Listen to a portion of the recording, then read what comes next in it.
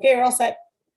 All right, great. Then at this time, I'd like to call the February 14th, 2022 City Operations Committee to order at 5:01 p.m. We'll go ahead with a roll call. Beth, do I do that? Okay, so Councilor Gibbs? Here. Councilor Moore? Here. Mayor Rosenquist will not be joining us today. And then myself, Councilor Bopp, is present.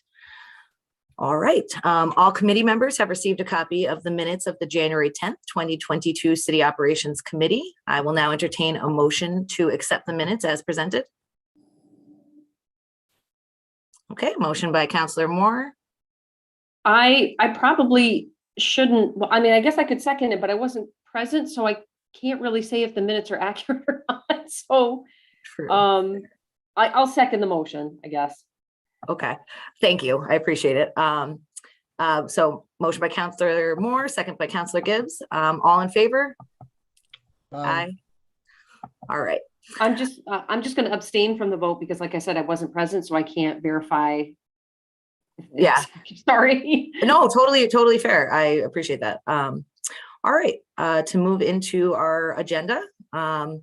So for the city clerk and community events, we've got first a discussion, the city clerk monthly report. So Sylvia, that would come from her. Sylvia, you're muted right now. It's just a breakdown of the revenues that I've received for the month. So the mayor had asked that I present it's just easier to do it this way. He asked that I present something showing how many permits were issued. Okay. And it's basically all in there. So there were 2 hauler licenses issued. You don't really need to worry about the marriage licenses or the, vital records. That's just comes in as people need that information. But there were gas permits that were issued, subdivision plans. So basically that's taxi cab licenses.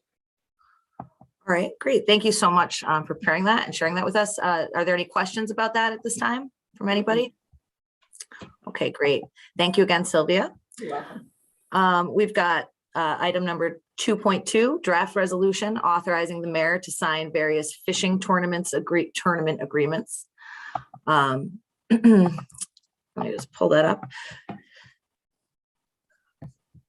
So do I have a motion for this one? I got a motion from Councilor Gibbs. Do I have a second? I'll second that. I got a second from Councilor Moore. Is there any discussion on this tonight? No. Okay. So all in favor? Aye. Aye. Aye. Moving on to item 2.3, I guess we're gonna have a presentation about this archive social media archiving. I spoke to the mayor today who just briefed me that this is a New York State requirement for municipalities to archive social media channels and all the content, including comments both from the city or from anybody who might comment on it. And it has to be done in real time because it's essentially to protect, like if somebody made a comment and then somebody went back and deleted it or removed it, they need to be able to foil that and prove that they made that comment. And if we were in violation of that, we can get in quite a bit of trouble. We're violating, I think he said it was Article 17 was the name of it. So there is a cost associated with that, but Courtney, were you gonna be the one presenting on that tonight? No, we've actually, we've got Jessica from Archive Social, which would be the service provider that we've been talking to, and Jess can introduce herself. Both Sylvia and I and the mayor have spoken with Jess. She's given us an overview of Archive Social and how the platform works, but wanted to invite her here to speak before for the council and give a little bit more information about why this is important and kind of what this platform looks like. So Jess, I'll turn it over to you. Thanks for joining us tonight. Yeah, thanks, Courtney, for that intro. And thank you, everyone, for your time and consideration of Archive Social. Also, happy Valentine's Day to everybody. And what I'll do is I'll share my screen with y'all. And I want to make sure that I'm respectful of everybody's time. Just to confirm, I know Courtney, Sylvia, and I talked about 10 minutes. Is that still good, or do we need to keep it shorter? That should be fine, but thank you so much for asking. Okay, you're welcome. Awesome. And then are you able to see my screen? It should say your social media and the need to archive. Yep. I've got it. Yeah. Okay, great. Well, sounds good. And cool. So my goal today with our 10 minutes is to go over the need for archiving and talk about why a lot of your neighbors have already addressed the needs, such as Dannemora, Essex County, Sodus, Victor, Depew, Fishkill, all the way up to New York City and the New York State Attorney General. I know that this can be a new topic, especially when agencies have never received a records request or FOIL request for social media. So I want to give you an idea as to the legal landscape that requires agencies to keep the records and why the social media networks are so unreliable and have proven to be such inadequate retention environments for those records. So that's what we'll go over with our time. And in going over first the value of social media, I always find that's really important to start with. So one of the things that Courtney and Sylvia and I talked about was social media is really important for your city for transparency, right? It's a way to communicate about water main breaks, road closures, maybe any kinds of weather emergencies, answering people's questions, really wanting your online presence to reflect your agency's mission and your growth positively. So there's a lot of benefits to social media. On that same note, the content management and records management can be a really big struggle for public agencies due to the 24/7 nature. And that's why having a real-time social media archive is so critical, because even the best in-house or manual methods of record keeping can be error prone, because in the middle of the night, or perhaps when you're tending to other work duties, you could miss some important records. So I have the core reasons for archiving here. Number one being compliance. So under FOIL, which I'll pull up here in a moment, there's a significant legal obligation that requires you to retain your public records. Something that resonated closely when I was talking to Sylvia is how your city already archives your emails. That's a no-brainer, right? Most agencies these days are already archiving those records because they're public record, and you know that A, they have to be kept for their full duration periods, and B, you can get records requests for those in the future. Even if you never do get records requests, you're still going to keep those records. So that's where social media comes into play here, right? Even though you've never gotten a request for those records yet, they're public record. You can get records requests for them. Even if you don't, you still have to keep that content. The second reason, right, so you could lose records out of your control. Something that comes up a lot from public agencies is they make it a best practice to not remove content from their social media sites. Definitely a great practice so that you don't violate First Amendment rights from your constituents. However, that doesn't eliminate how anyone in the public can go back and delete their own comments. And sometimes that could be transitory. Maybe someone fat thumbed their phone and had a typo. Or it could be something as serious as a threat on the page. That's something that if it were deleted, you would probably really want record of, no matter if you got a records request or not. So as the trajectory of social media has been increasing, as the public records requirements have become stricter, and lastly, as the citizen base has become a lot more knowledgeable, most agencies feel like getting a records request is just a matter of time. So they want to be prepared proactively for that. I'll show you specifically where these legal landscapes come from for New York FOIL. We have a resource page that we created specifically for public agencies to keep up with their records requirements, because those can change pretty rapidly. The biggest takeaway here is that social media for public agencies is a public record as long as it meets the definition of a record. So one of the big takeaways with FOIL is for something to be a public record, it matters more about the content than the medium being communicated over. So if you have something about like an event on your social media and your website and your email, it matters more about what was said rather than where it was said for it to need to be retained. There was some specific guidance that was published by the New York State Archives on just that, on how records can be lost because Twitter, Facebook, Instagram, right, these different social platforms don't have a legal obligation to keep your records, and they also don't have any built-in record keeping support for you as a public body. So that has proven to be really challenging, especially for the records custodian. So for your city, that falls onto Sylvia.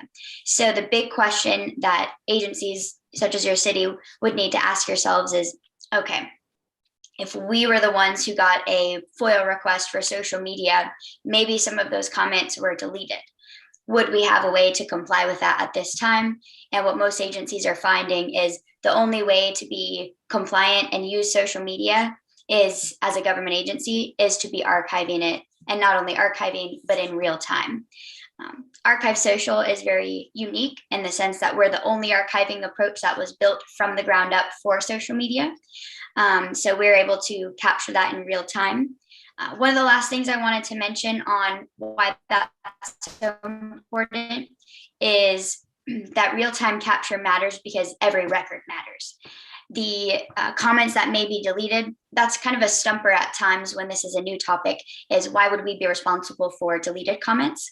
The reason for that is a record becomes a public record at its moment of creation. So right now, 5:12 p.m., if someone made a comment or asked a question on your social media page, you would need to keep that record for its full retention period.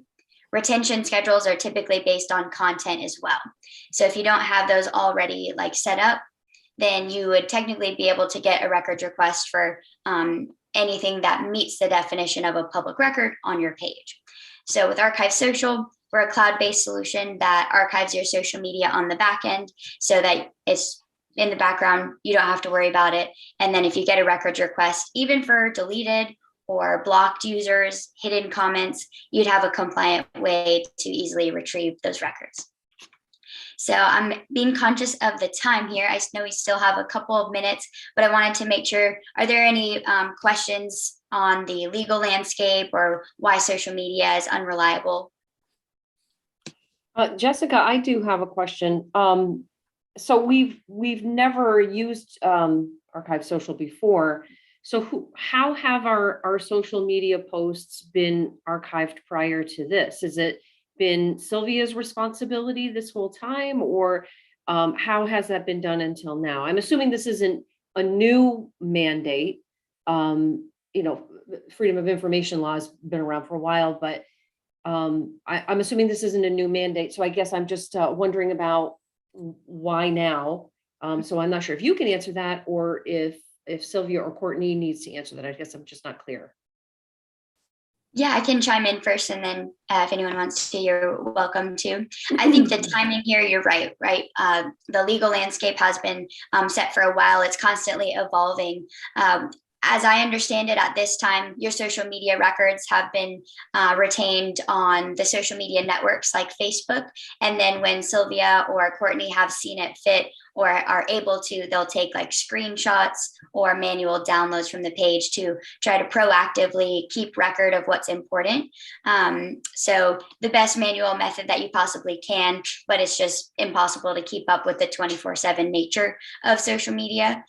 The timing, why now? Archive Social was the one to reach out to your city to see, first if y'all would be interested in talking about the need for archiving, since you do have a social media presence. And I know we reached out since we work with a lot of other New York agencies, similar in size, similar with social media presence, and then of course the same public records requirements. So the last thing I would say is, because most agencies have never received records requests for social media yet, they may just not know that social media falls under FOIL, but once they realize that it's just like email, it makes a lot of sense, and they go ahead and address that issue. Anything that Courtney or Sylvia wanted to add to that? I guess, Sylvia, feel free to chime in. For me, this came right at the same time as I've been working on a general social media policy for the city, which we have not established yet, which just outlines some ground rules and sort of agreements of use when folks do interact with our social media pages. It's a pretty common thing for municipalities to have social media policies publicly posted on their website and then linked to on all of their social media accounts. And so as I was sort of working and still currently working on that policy. I started to educate myself more about the back end of archiving and FOIL, and then started to talk to Jeff at that point. And when it became at the point we needed to bring in Clerk and Sylvia because we were deals, that's when we started to bring Sylvia into the conversation. So why now, I think, is because now we're aware of it, and we have the ability to focus and push it. Sylvia, if you have anything to add, please. You're welcome And to. Courtney's correct, and Jessica as well. So when I first started here, FOIL pertained mostly to actual paper records, and then it was emails. And now that social media is becoming more prominent, there definitely is a need to have this archived in a way that someone isn't manually doing something, that it's caught real time. And then if I get a FOIL, I'll be able to go into the records, pull what I need. So what is the reach of this archiving for the purposes of FOIL? Is it just the city government Facebook page, or does that also incorporate, I know the city PD has a Facebook page, the firefighters union has a Facebook page? Like, what is the reach of all of this, Jessica? Yeah, it would cover your entire city. So your city social media pages and any respective departments that have social media as well. Highly recommend if your city does end up addressing archiving your social media to include city, police, fire, if there's any other departments like library or parks and rec, because those will all need to be retained. And what's great is it will help centralize the social media presence too, so that all of your records can be searchable and retrievable in all in one dashboard. So do the union Facebook pages fall under this as well? Those are a little bit more like gray area, because you're talking about like the fire union, is that right? Well, either, fire department union, the police department union, I know they have active Facebook pages, and I wasn't sure if they would fall underneath this. I guess to help determine that, would if you guys got a records request for emails from those departments, would your city be responsible for fulfilling that kind of request? Yes, Okay. and it depends on what the content is for the union. I mean, if it's where's my contract, that's, yes. So it would be, I believe, for the social media as well. Cool. Based on that, then yes, because usually anything with email records that are subject, then social media would fall into that category as well. Okay. So wonderful. Any other questions too that would be helpful to go through? Awesome. Well, I think we've gone a little bit over on time, so I'll wrap up there. Sylvia or Courtney, was there anything else that you think would be critical for me to go over before I hop off? I think I just wanted to add to that last point that we mentioned, we called out Facebook, but Archive Social also archives things from Instagram, Twitter, YouTube, social media accounts that the city's currently not using, but there would be space for us to seamlessly move into keeping records requests for any other social media platforms in the future that we might want to start using as well. So it's not just for Facebook, but other platforms too. Yes. Great. Well, thank you so much for your presentation, Jessica. This was really good information, really helpful. Like you said, it's an evolving field. A lot of this is still new, so it was really good to get this background on it today. Awesome. You're welcome. And thank you so much for taking the time to learn about it and letting me hop on your meeting today. So hope you'll have a good rest of your meeting and evening tonight. Thank you, Same to Jessica. you. Thank you, Jessica. Thanks. Bye-bye.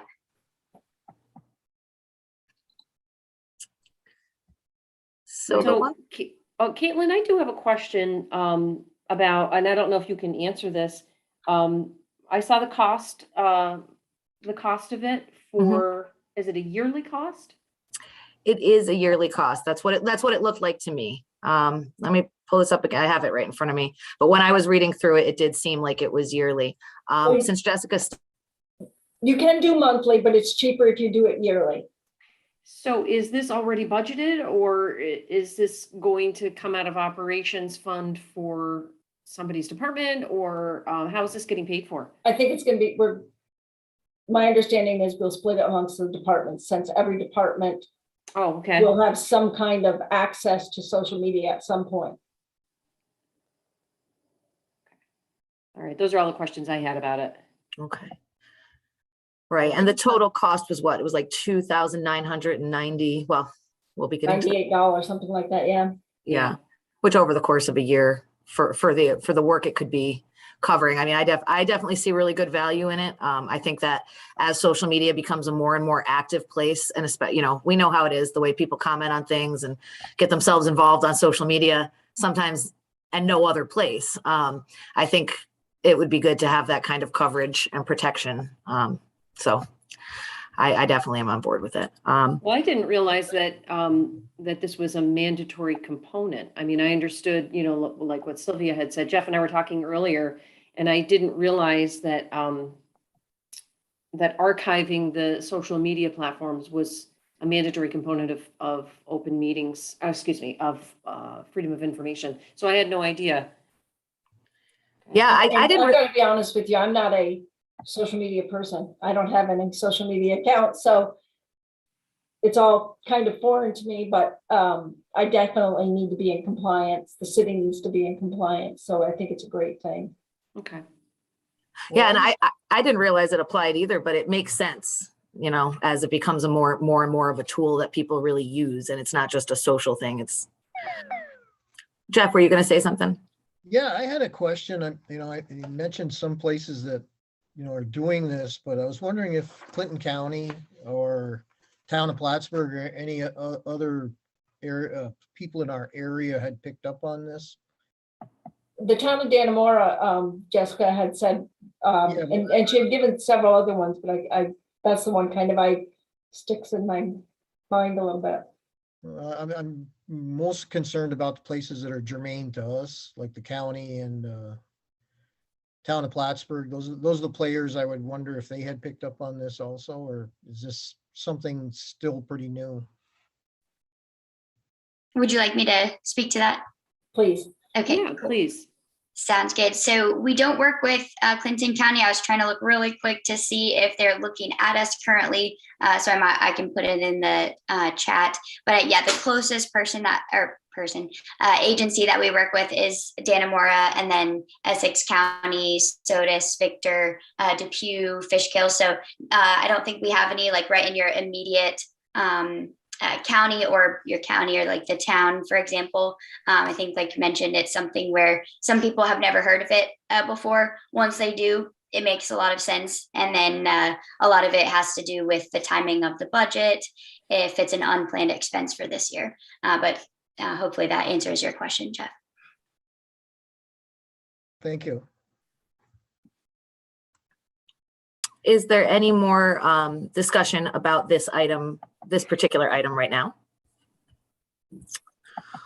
All right, seeing none, then I will move on to item 2.5, which is the draft resolution authorizing 2.4, to approve the contract with Archive Social for social media archiving.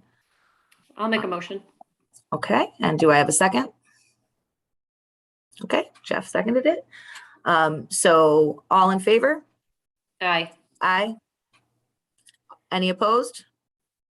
Okay, seeing none, that item is approved and will pass on to the council at the next meeting.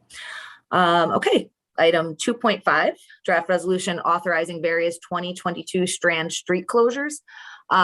Chris explained to me that this was just, instead of having to have Courtney come to us every time and the Strand come to us every time for every street closure that they have. They're trying to do everything that they have planned now. So mainly this applies to like the markets that they do every month. They do that Mother's Day market, and then they've got the one in June for Father's Day and July. And so it's mainly to do those and a couple of the other events they have. So that's what that's about. Any discussion or questions about that at this time? Or do I have a motion? Yeah, you got to do a motion in a second. I'll give you a motion on that. Yep. Do I have a second? I'll second that. Second, okay. Now, is there any discussion? No, it sounds great. I think that's fabulous. I think it's, and that part of the city is so beautiful right there and such a nice, way to advertise our arts. I think it's a great idea. Yeah, and I think it's great to have it approved in this one fell swoop like that, kind Yeah. of smooths out having to do it every time. Yeah, I agree. Okay, so is there any further discussion at this time? Seeing none, I will take a vote. All in favor? Aye. Aye. Aye. Any opposed? No. All right, so this resolution will move on to the council as well. All right, so the next item, we've got 3.1 from the Community Development Office. There's a discussion regarding the DRI marketing update. So this is about the work that the Boyer Brenner Group has been doing. And Chris said that they've been wanting to get this on the agenda. They didn't want to have to wait till next month's finance meeting. So that's why they brought it here to us tonight. Dean, I think, and Matt, you guys were going to discuss this. Hi there, Matt. How you doing?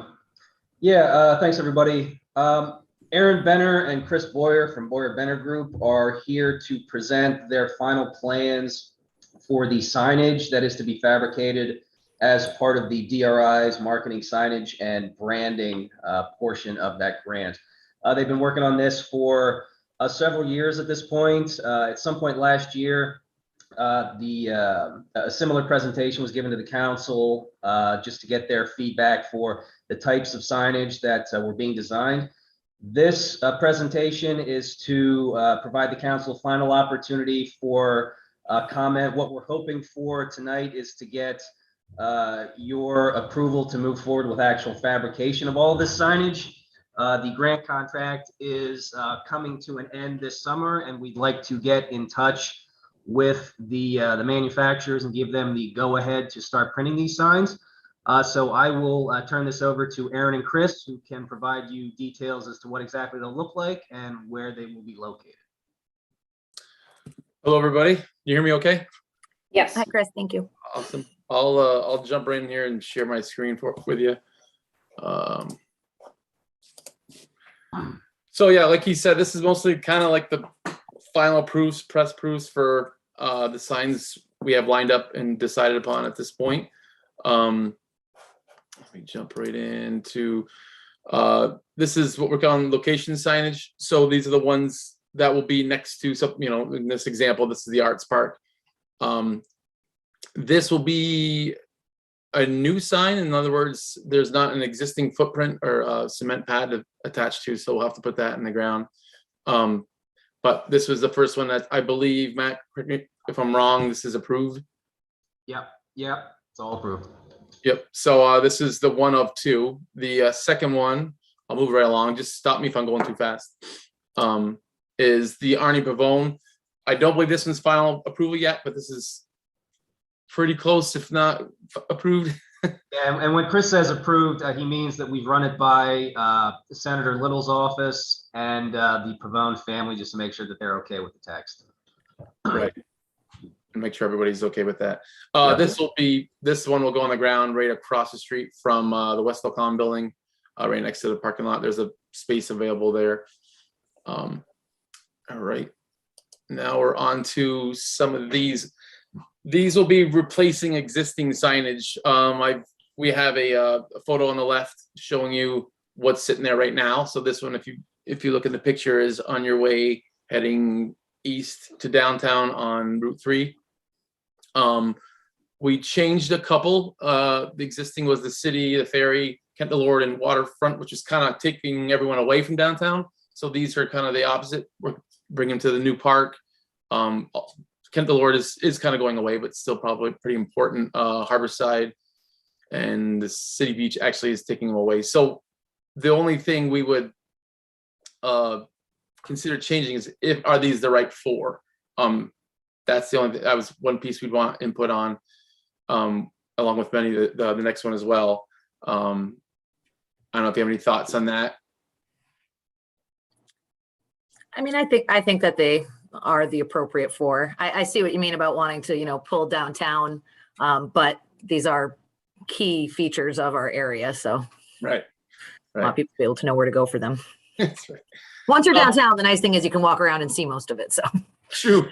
Also to note, the beige textured pieces are panels on top of the main panel. So at any time we want to change or replace them, we can do that pretty easily.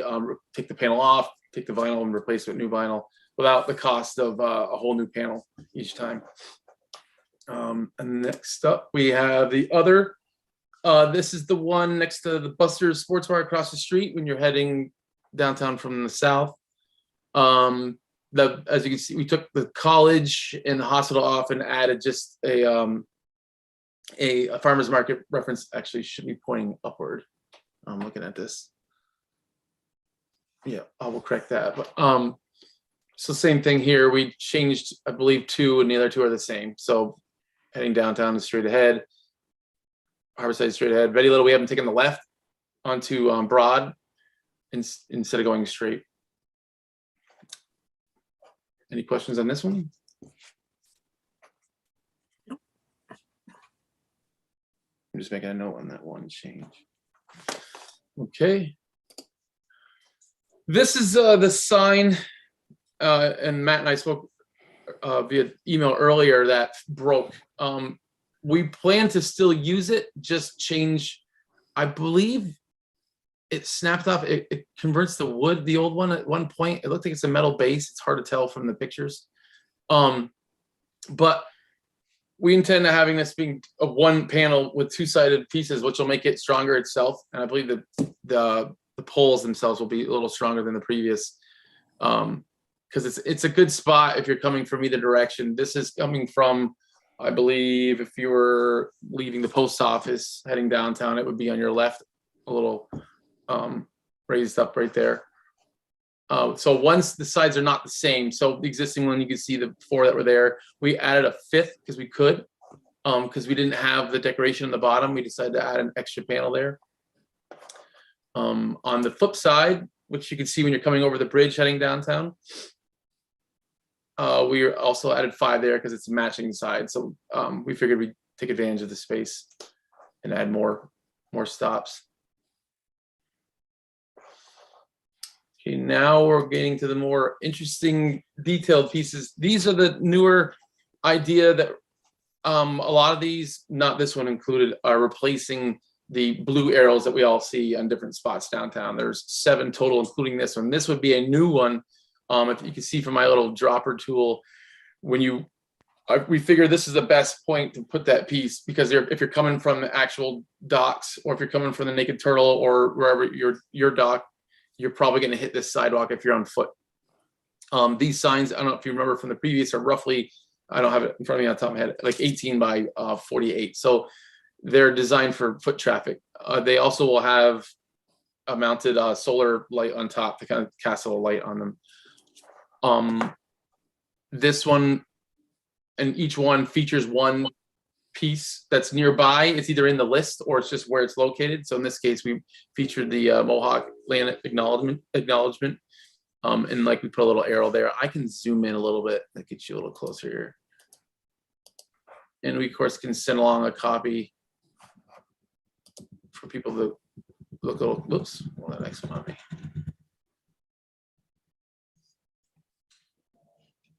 So this basically gives you a pretty idea if you're on foot, what's around you, what's nearby, what's, what you can reach pretty quickly on foot.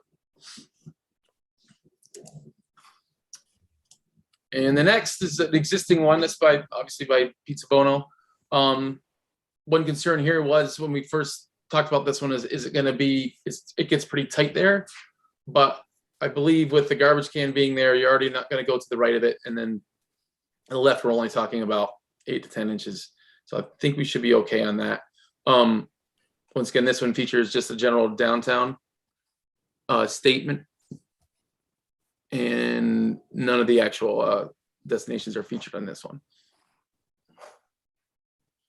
And once again, this is going to be using existing mounted mount on the ground, so we don't have to worry about pouring any cement or any additional work. It just we unscrew it, take the shoe off, slide the new piece in, and it's done. Just one thing I mentioned, these all have a unique top medallion on both sides, and the back side of all these has a French translation on it. Want to make sure to have both on each of them. And the next one, this one was removed, so it's no longer an existing cement pad to work with. So we probably need to decide where this makes most sense in the arts park, preferably on the Durkee end of things, on that side, on that edge of the street. I can't remember right now what's available. I don't know, Matt, if you got any thoughts on that. Yeah, there's a couple locations that we can take a look at. There's a few cutouts that we're building to the park that should be sufficient for this. One note I want to make about, I think this is the only one. This photo, I was kind of a placeholder. I want to try to get permission to use it. I believe the press took it. If worst case scenario, we'll take a new one. But I thought it was a nice photo. You probably can't see it that well, but if I zoom in a little bit, it shows the main sculpture in the front. All right. Now we're over on the cross street from City Hall at the bottom of the bridge. This one being next to McDonough, we figured we'd feature that, the monument. Once again, this is using existing foundation, so that makes it a much easier install. And then now we're back downtown on the where Durkee runs into the top of bridge. Once again, existing mount, so it's a little easier to install. Now over by the Strand, on the corner where it hits Margaret. We featured the Strand on this one. It made sense to us. And now over by right below me as I speak, this will be the second one you'll see. So when you hit the new one we proposed down by the water, this will be the next one. So if you get up the street that far, now you're going to really have a choice. All right, now what? You know, I've gotten this far because we expect this could be a lot of Canadian travelers coming off their boats. Don't really ever go up there. They're only here for the lake, let's say, but they want to eat or they want to do something and they have time to burn and they want to get off their boat for a little while. This is the second map to get them a little further along to basically continue downtown. All right, this is just a handful of existing signs. We're just going to swap out to carry through the whole look and feel. Basically, content's the same, but we're just going to have the style follow everything else we're doing so far. This is a quick look of obvious ones we could switch out pretty easily.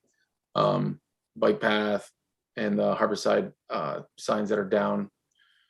Most of them are down here near the water that I found. We could do more of these, of course. I think there will be more room in the budget to do more as we find these.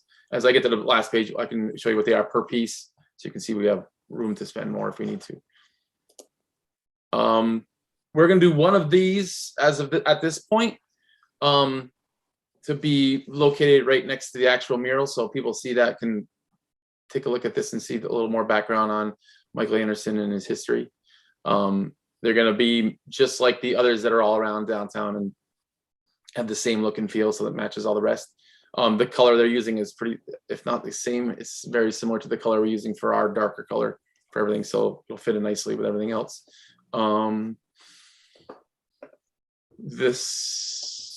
yeah, so this is a new piece that we talked about when we presented last time. This would actually be a piece of metal. If you look at the middle, it says side view.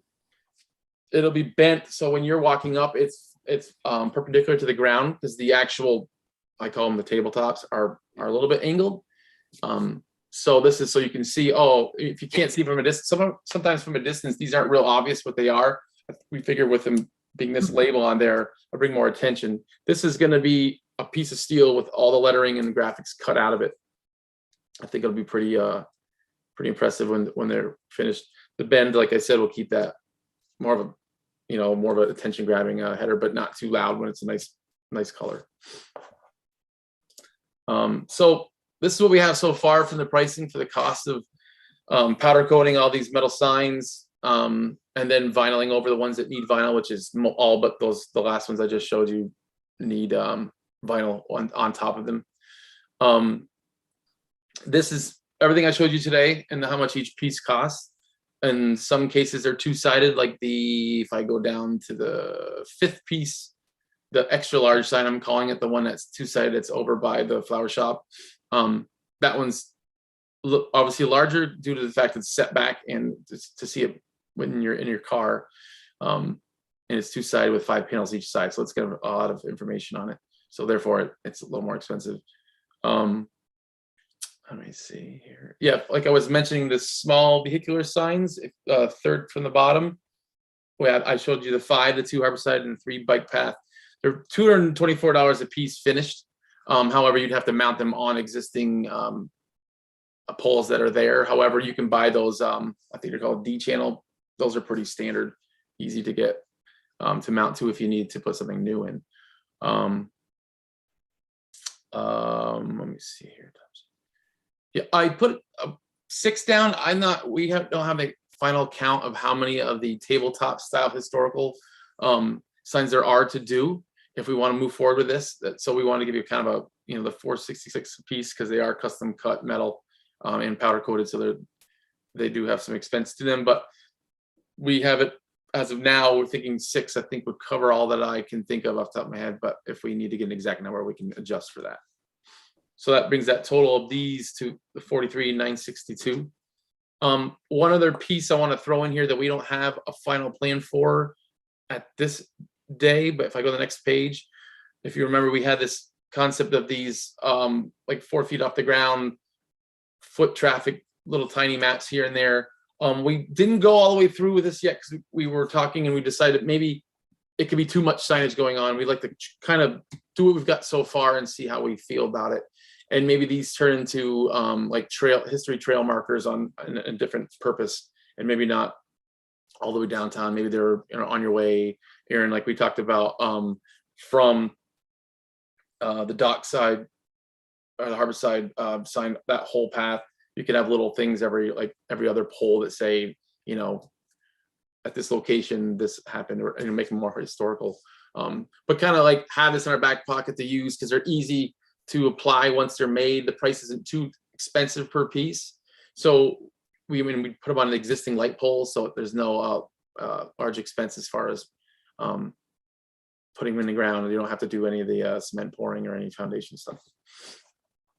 That's all of it for this. What we have on track to actually get produced, fabricated, and put up, so we can start showing some of this stuff we've been working on. Does anyone have any questions?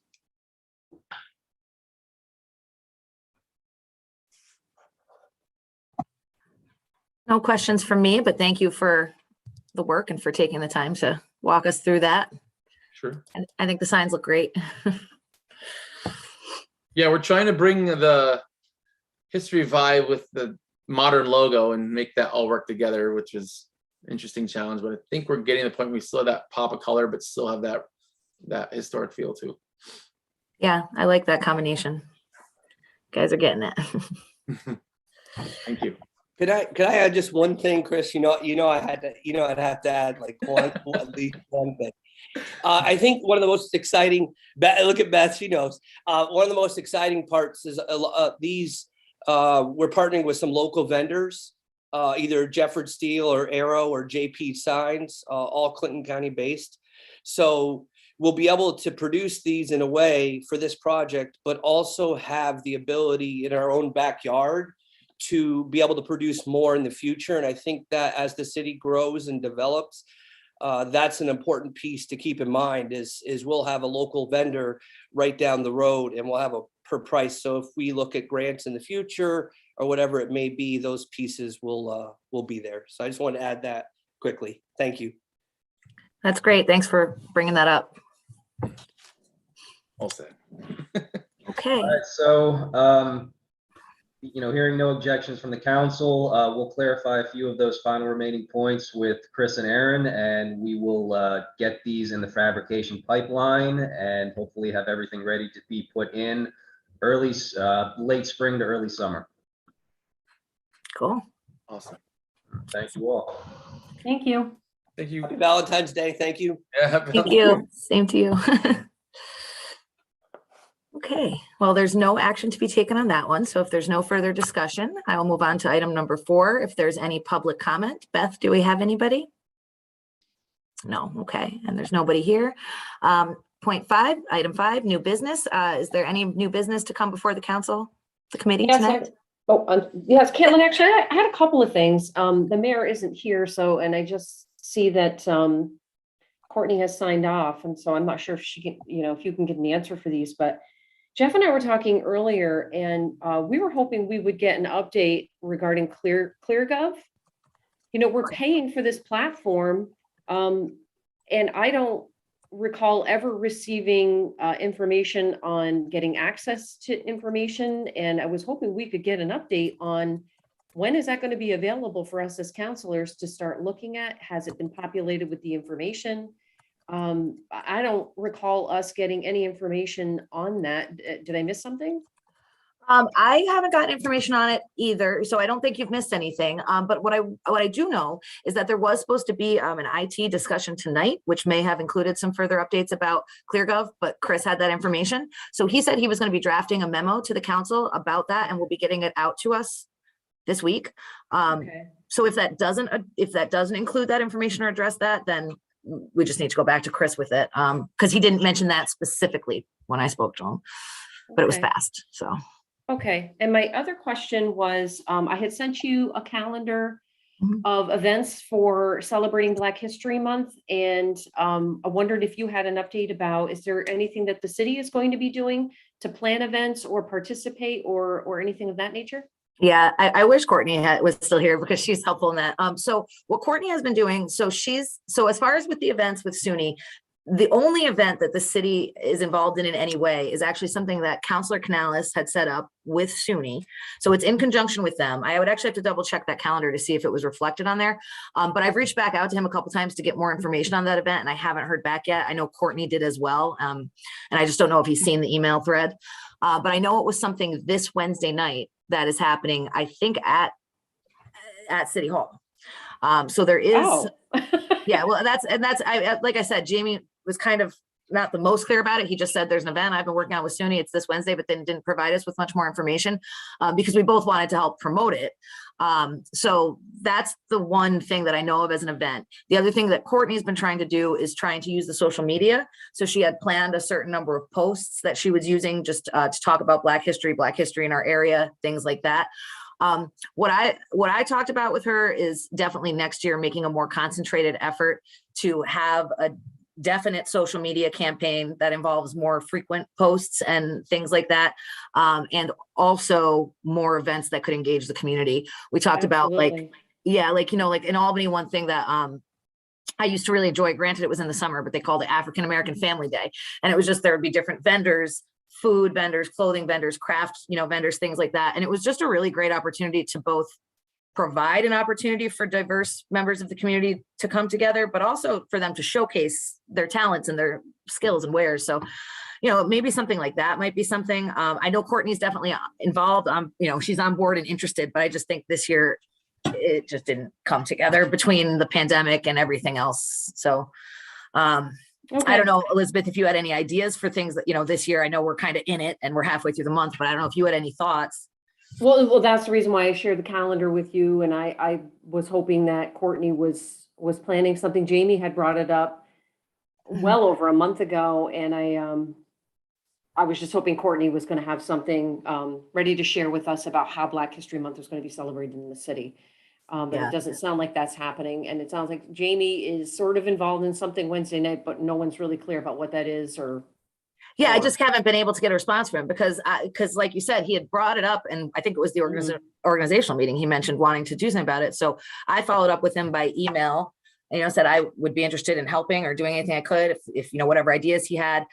But he just, I guess at one point he was locked out of his email. I had also reached out to Councilor Talon. I had suggested to her back when I was the library chair, it was something I had thought of was like collaborating with the library on stuff, like whether they could do some type of event, like where people could come and present.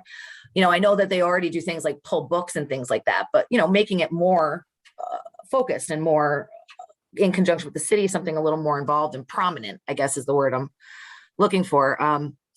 but like I said, it just didn't seem to get the kind of steam I was trying to get under it. So, but Courtney definitely responded to that and said, you know, she tried to do what she could, I think, in the short term time that she gave herself to put it together. But I think definitely next year she wants to see more happen and, you know, work with us to make more happen if we can do that.